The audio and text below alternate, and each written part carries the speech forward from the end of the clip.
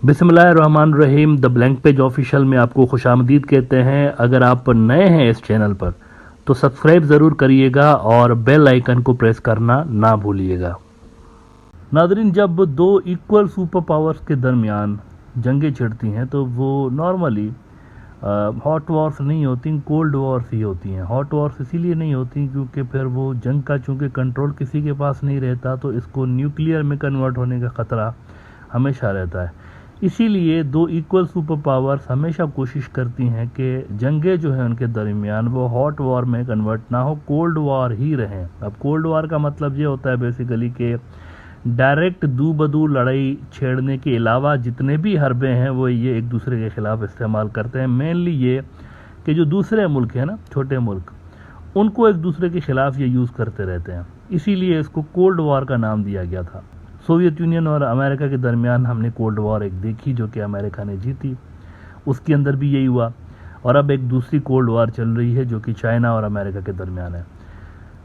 मैं वैसे इन दोनों को मिला के देखता हूँ। मेरा पर्सनल ओपिनियन ये है कि जो कोल्ड वॉर 1 है ना वो कभी ख़त्म ही नहीं हुई थी। मैं समझता हूँ कि असल में हिस्ट्री के एक ख़ास पॉइंट पे जो चैप्टर 1 क्लोज़ हुआ है कोल्ड वॉर का, तो पॉज का बटन दब गया। अब ये पॉज का बटन जो था, चैप्टर 1 जो क्लोज़ हुआ है, वो वेस्टर्न जो फोर्सेस हैं ना उनकी विक्ट्री पे ज़रूर ख़त्म हुआ है, लेकिन कोल्ड वॉर ख़त्म नहीं हुई। आप देखें अभी भी रशिया मौजूद है। सोवियत यूनियन ख़त्म हो गया लेकिन उसकी एक्सटेंशन मौजूद है एक तरह से, और आज भी रशिया उतना ही बड़ा उनके लिए थ्रेट है। सिर्फ ये हुआ है कि कोल्ड वॉर 2 के अंदर ऑटो करेक्ट किया है। वो जो पुराना ब्लॉक था, सोवियत ब्लॉक था, उन्होंने खुद को ऑटो करेक्ट किया है। चाइना और रशिया दोनों मिल गए हैं, लेकिन कोल्ड वॉर अभी भी जारी है। लेकिन बहरहाल वो जो मैंने बात की कि दूसरे मुल्क इसके अंदर यूज़ होते हैं बड़ी बड़ी फोर्सेस के ख़िलाफ़। अब उसमें फिर ये होता है कि गवर्नमेंट्स गिरना, गवर्नमेंट्स बनना, फेक किस्म के रेवोल्यूशन, कलर रेवोल्यूशन टाइप, ये सब जो है उसके अंडे बच्चे होते हैं कोल्ड वॉर के। जब भी कोल्ड वॉर होती है उसके अंदर ये ज़रूर होता है, गवर्नमेंट्स की अनसर्टेन वर्ड होती है हमेशा से। पिछले साल भी हमने देखा कि रिजीम चेंज का एक मौसम शुरू हो गया।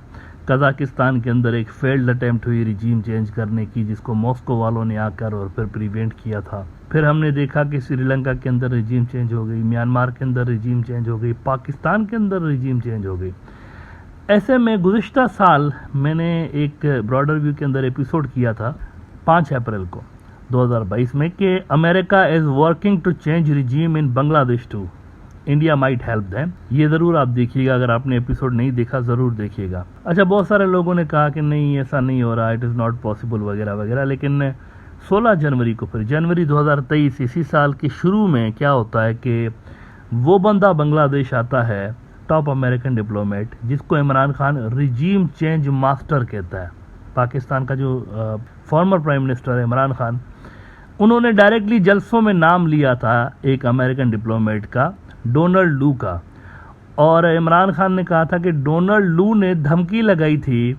बाद में अब इमरान खान कहता है कि असल में ये जो डोनाल्ड लू ने धमकी लगाई इसके लिए लॉबिंग असल में पाकिस्तान से ही हुई थी, बाजवा ने ये सारी शरारत की थी बकौल इमरान खान के। कि बाजवा जो था फॉर्मर आर्मी चीफ, अजब बात मैंने नोट की है, बाजवा साहब अपनी जगह पर रहे लेकिन उनके इर्द गिर्द कोई 4-5 प्राइम मिनिस्टर तब्दील हुए हैं। वैसे अगर काउंट करें ना आप तो कई प्राइम मिनिस्टर्स के साथ इन्होंने 6 साल के अंदर काम किया। नवाज शरीफ से शुरू हुए, बीच में 2-3 और आए और इमरान खान पे ख़त्म हुए। लेकिन बहरहाल तो डोनाल्ड लू ने पाकिस्तान के अंदर ये कहा था, किसी को ख़त लिखा था कि vote of no confidence Imran Khan के ख़िलाफ़ आ रहा है, इसको हर हाल में सक्सेसफुल होना चाहिए, अगर सक्सेसफुल नहीं हुआ तो पाकिस्तान के ज़्यादा अच्छा नहीं होगा। बहुत बड़ा एलिगेशन उनके ऊपर लगा। यही बंदा जो था डोनाल्ड लू बांग्लादेश आया था इस साल के शुरू में, और उस पर फिर मैंने आपको बताया था यहाँ ब्रॉडर व्यू में कि top American regime change specialist was in Bangladesh, why America the regime change master Donald Lu visited Bangladesh 2 days ago. अब वो देखें इस डेवलपमेंट को, ये जो डोनाल्ड लू होके गए 2 महीने भी नहीं हुए हार्डली, कि एक बहुत बड़ी खबर आ रही है बांग्लादेश से। बांग्लादेश की जो प्राइम मिनिस्टर हैं शेख हसीना, ये कह रही हैं कि मेरा जो गवर्नमेंट का तख्ता है वो उलटने की साजिश की जा रही है। एग्जैक्टली वही बात कर रही हैं जो कि इमरान खान कर चुका है। मेरी गवर्नमेंट का तख्ता उलटने के लिए अमेरिका साजिश कर रहा है। स्क्रोल एक बड़ा न्यूज आउटलेट है इंडिया का, मैं इनको कोट कर देता हूँ। ये कह रहे हैं कि Sheikh Hasina accuses US of seeking regime change in Bangladesh. और शेख हसीना कह रही है कि दे आर ट्राइंग, किसके लिए? अमेरिका के लिए कह रही हैं। They are trying to eliminate democracy and introduce a government that will not have a democratic existence, the Bangladesh prime minister said. अच्छा, एक बड़ी मजे की बात इसमें स्क्रोल वाले रिपोर्ट कर रहे हैं कि इन फरवरी Drake Chollet, the US Department Counselor, had expressed concern about the decline of democracy in Bangladesh। देखें, जनवरी में डोनाल्ड डू आता है और फरवरी के अंदर ये हो रहा है कि इनका जो काउंसलर है अमेरिका का स्टेट डिपार्टमेंट का, वो कह रहे हैं कि बड़ा कंसर्न है, डिक्लाइन हो रहा है, वहाँ पर डेमोक्रेसी ख़त्म हो रही है बांग्लादेश के अंदर। He had warned that this would limit American cooperation with Dhaka and urged Hasina to ensure free and fair elections। अब ओपनली देखें, नाम लेना इन्होंने भी शुरू कर दिया है। इमरान खान ने भी जाने से पहले नाम लिया था अमेरिका का एक दो जलसों के अंदर कि वहाँ से ये सारा ओरिजिनेट हो रहा है, और बिल्कुल वही चीज़ अब ढाका से ओरिजिनेट हो रही है। ओपनली उनकी गवर्नमेंट, मतलब देखें, धुआं वहाँ होता है जहाँ पर कुछ ना कुछ हुआ होता है, आग जहाँ पर लगी होती है ना, वहाँ पर ही धुआं होता है, ऐसे ही धुआं नहीं उठता। अगर इसको शेख हसीना बढ़ा चढ़ा कर भी पेश कर रही है ना, तो भी कुछ ना कुछ तो हुआ होगा, तभी वो इस तरह की बातें कर रही हैं। ऐसे ही वो बातें नहीं कर सकती इस तरह आउट ऑफ नोवेयर। यकीनी तौर पर कुछ इंडिकेटर्स उनको मिले होंगे, 100% मिले होंगे, तभी वो बात कर रही होंगी इंटरफेरेंस के। रैपिड एक्शन बटालियन के ऊपर रब फोर्स, बिल्कुल वो बहुत सारे सर्कल्स ऐसे हैं बांग्लादेश में जिसके अंदर वो अनपॉपुलर है, क्योंकि वो मावराए कानून कभी कभी कहा जाता है कि एक्शंस लेते हैं। लेकिन उस सब के बावजूद मैं समझता हूँ कि किसी भी मुल्क की डेमोक्रेसी या सॉवरेनिटी का बुनियादी पिलर ये होना चाहिए कि जो कुछ भी हो ना, वहाँ की पब्लिक डिसाइड करे, मतलब फॉरेन इंटरफेरेंस ज़ीरो होनी चाहिए। सॉवरेनिटी का मकसद ही यही होता है, मतलब ही यही होता है कि अपनी हुकूमत, अपना सारा कुछ निज़ाम हो वहाँ पर। अगर बाहर की इन्वॉल्वमेंट जब होने लगती है ना, तो बड़ा प्रॉब्लम क्रिएट होता है। तो अब एक साल पहले जो मैंने कंसर्न्स शो किए थे कि यहाँ पर रिजीम चेंज हो सकती है, क्योंकि सारे इंग्रेडिएंट्स मुझे नज़र आ रहे थे कि ऐसा होने की संभावनाएं यहाँ पर भी मौजूद है। देखिए, बांग्लादेश के नेबरहुड में क्या हुआ है, वहाँ पर भी एक रिजीम चेंज हो गई ना, बांग्लादेश के पड़ोस में ही हुआ है बिल्कुल। और फिर आप देखें कि श्रीलंका के अंदर हुआ, पाकिस्तान के अंदर हो गया, नेपाल के अंदर इस बीच 2-3 मरतबा गवर्नमेंट जबरदूस हुई हैं, और फिर दूसरी आई, वो जबरदूस हो गई। ये सारा कुछ चलता रहा है वहाँ पर। ऐसा कैसे मुमकिन है कि रीजन में इतना सब कुछ हो रहा हो और बांग्लादेश के ऊपर इस तरह का कोई इम्पैक्ट ना आए, बाकी सारे मुल्कों के ऊपर आ गया ना। अच्छा, सबसे बड़ा देखिए आप, अफ़गानिस्तान के अंदर भी तो रिजीम चेंज हुई ना, मतलब रिसेंटली हुई है ना, वो भी इतने 20 साल से लेकर जो रिजीम थी वो तो जबरदस्त हो गई, वो भी हो गया। तो जब पूरा रीजन ही रिजीम चेंज की जद में था, तो यहाँ पर भी इट वाज एक्सपेक्टेड। मतलब मेरा जो एनालिसिस था वो इसी पे बेस कर रहा था कि हर जगह पे कुछ ना कुछ हो रहा है गवर्नमेंट्स के खिलाफ, तो यहाँ पर भी होने की संभावनाएं मौजूद है। नाउ दैट डजेंट मीन कि बीएनपी वाले या अपोजिशन वाले अमेरिका को कह रहे हैं कि आप आइए और बैठ जाइए, हमें गवर्नमेंट दिलाइए। इसका ये मतलब नहीं है। इसका सिंपली ये मतलब है कि अवामी लीग वालों को डेफिनेटली प्रेशराइज़ किया जा रहा है, और मेन जो मुद्दा है जिस वजह से उनको प्रेशराइज़ किया जा रहा है वो चाइना है।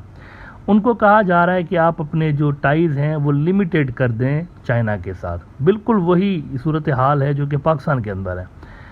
लेकिन मसला ये है कि चाइना इर्रिप्लेसेबल है, मतलब उनकी जो सप्लाई चेन है बांग्लादेश की, चाहे वो मिलिट्री हो या फिर सिविलियन लेवल पर, इकोनॉमिकल लेवल पर हो, रातों रात सप्लाई चेन शिफ्ट नहीं हो सकती बांग्लादेश की। रातों रात उनकी मिलिट्री रीस्ट्रक्चर नहीं कर सकती अपने प्रोक्यूरमेंट स्टाइल को, ऐसा हो ही नहीं सकता ना। ये इम्पॉसिबल टास्क है जो कि अमेरिका उनसे करवाना चाहता है। और दूसरी बात यह है कि चाइना खुद जो है वो ज़्यादा वैल्यूएबल है एज़ कम्पेयर टू अमेरिका, वो ज़्यादा वैल्यूएबल है बांग्लादेश के लिए। बांग्लादेश की जो एक्सपोर्ट होती है ना, उस एक्सपोर्ट को करने के लिए जो रॉ मटेरियल मोस्टली चाहिए होता है वो चाइना से आता है। यानी अगर चाइना से बांग्लादेश, वो कहते हैं ना हमारी तो सबसे बड़ी मार्केट यूरोप और अमेरिका के अंदर है, तो यूरोप में तो खैर स्प्लिट आ गया है। अगर आप समझते हैं कि अमेरिका के अंदर एक्सपोर्ट की मार्केट है, तो वो जो एक्सपोर्ट जिन चीज़ों से होती है, जो मटेरियल आपकी मुल्क में आता है, वो ज़्यादातर चाइना से आता है। तो ये दोनों चीज़ें कनेक्टेड हैं, लिहाजा रातों रात इस तरह स्विंग हो जाना पॉसिबल ही नहीं है। और इससे एक और चीज़ भी साबित हो जाती है, वो जो मैं कहता रहा हूँ यहाँ पर कि ये जो इनकी पॉलिसी है ना, love for all malice for none, ये मैं समझता हूँ कि पॉलिसी ही नहीं है, ये पॉलिसी ही नहीं है एक्चुअली। तो आप देखें अब इनकी तरफ से, शेख हसीना की तरफ से ये कहना कि मेरी गवर्नमेंट चेंज होने की साजिश की जा रही है अमेरिका की जानिब से, ये मेरे ख्याल से एक और सबूत है उन्हीं के मुंह से कि love for all malice for none is not working. ये एक ही सूरत में हो सकता है जब ग्लोबल स्केल पर कोई नॉन अलाइंड बहुत पावरफुल मूवमेंट स्टार्ट हो जाए, बहुत सारे मुल्क उसके अंदर हों, फिर आप कह सकते हैं कि ये पॉलिसी वर्क करे। लेकिन इस वक्त दुनिया में कहीं पर भी नॉन अलाइंड मूवमेंट उस तरह से नहीं है जैसे कोल्ड वॉर 1 के अंदर शुरू हुई थी, तो इस वक्त कोई नहीं है। तो आप आइसोलेट होकर दुनिया से नॉन अलाइंड पॉलिसीज़ जो है ना वो आप अडॉप्ट नहीं कर सकते, लव फॉर मलाइज फॉर नन वाली। कोई और पावरफुल ब्लॉक होता जिसके अंदर ये पॉलिसी होती तो फिर आप कह सकते थे। तो मेरे ख्याल से अब भी टाइम है बांग्लादेश के पास एक क्लियर कट लाइन लेने की। अच्छा, पाकिस्तान के अंदर ये जो टर्मोइल हुआ है गुज़िश्ता 1 साल में, मैं समझता हूँ इसका एक बड़ा फ़ायदा भी हुआ है पाकिस्तान को। फ़ायदा ये हुआ है कि जब ये अमेरिका और चाइना की राइवलरी बिल्कुल पीक पे पहुंची ना, तो पाकिस्तान सो गया, एक तरह से सो गया मतलब, और सोया ही रहा है वो। वरना अगर कोई पावरफुल गवर्नमेंट होती ना तो यकीनी तौर पर अमेरिका का शदीद दबाव आना था उनके ऊपर, कोई इमरान खान की गवर्नमेंट शदीद दबाव आना था। तो ये अच्छा भी हुआ है एक तरह से कि पाकिस्तान के ऊपर वो दबाव नहीं आया जितना आना चाहिए था, तो वो सो गया एक मुल्क। अब वो दोबारा से जागना चाहिए उसको, क्योंकि अब दुनिया थोड़ी सी पहले से ज़्यादा, 1 साल पहले जो दुनिया का सिनारियो था इस वक्त उससे थोड़ा सा डिफरेंट सिनारियो है। और थोड़ा सा इस वक्त अगर आप देखें तो कम से कम पाकिस्तान के लिए आसान सिनारियो है, क्योंकि उनके जो पहले वो बैलेंस करना चाह रहे थे चाइना को, अमेरिका को, सऊदी को, ईरान को, अब तो सारे के सारे उनके जो स्ट्रेटेजिक पार्टनर हैं वो स्विंग हो गए हैं टुवार्ड्स चाइना। अब तो उनके लिए काम ज़्यादा आसान हो गया उनकी फॉरेन पॉलिसी के लिए। अब तो सिर्फ उनको इतना बड़ा ब्लॉक है, दूसरी तरफ अमेरिका है। यूरोप वालों के अंदर भी तो स्प्लिट आ गई है ना अब, तो यूरोप को भी इस तरह से मैनेज करना पहले से ज़्यादा आसान है। तो ये हाई टाइम है पाकिस्तान के लिए कि अब पॉलिटिकल टर्मोइल अपना ख़त्म करें और स्टेबल गवर्नमेंट को लेकर आ जाए। मीनवाइल बांग्लादेश के लिए अभी तक के जो प्रॉब्लम्स है वो ख़त्म हुए नहीं है, there is a long way to go, और वेस्ट की जानिब से मज़ीद प्रेशर बांग्लादेश के ऊपर आने वाला है।